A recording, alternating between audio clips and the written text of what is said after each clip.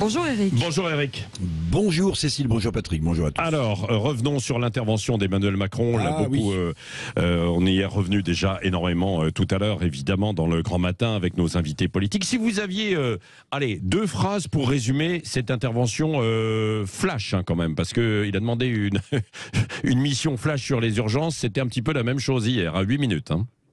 Oui, si je résumais, je dirais déni jupitérien, ça c'est le premier acte de son intervention de 8 minutes. Et puis la deuxième phrase, Patrick, je dirais c'est pas ma responsabilité, c'est celle de l'Assemblée nationale. Alors je vais commencer par le déni jupitérien. Emmanuel Macron a commencé par expliquer qu'il avait été réélu sur son projet. Non, il a été réélu parce que les gens ont fait barrage à ce moment-là, Marine Le Pen.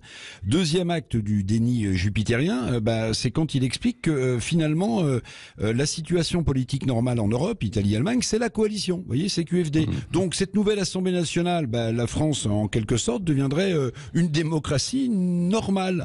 Donc c'est un déni jupitérien parce que c'est bien l'échec d'Emmanuel Macron qui a plongé le pays dans cette situation politique inédite depuis 1988. Et puis déni jupitérien encore, lorsqu'il explique que cette Assemblée de gauche, vous l'avez noté peut-être, de droite, d'extrême gauche, d'extrême droite, c'est un peu son œuvre, puisque Emmanuel Macron se vante d'avoir inventé le en même temps. Oui, il l'a dit en creux, écoutez bien, son ego semble quand même l'étouffer. Une fois que le déni jupitérien est planté, Patrick, il reste à refiler la responsabilité aux autres. Bon, vous dites la responsabilité incombera à l'Assemblée nationale, pas au président, si les choses tournent mal.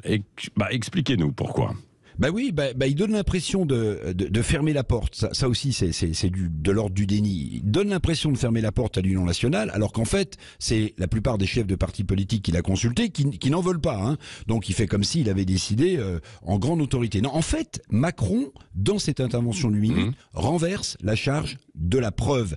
Il refile la responsabilité à l'Assemblée nationale de se prononcer ou pas sur une coalition, sur des majorités de circonstances. Vous l'avez noté, il part 48 heures à Bruxelles puis à un sommet de l'OTAN, et puis il dit quand je reviens vous êtes priés de prendre vos responsabilités et de me dire.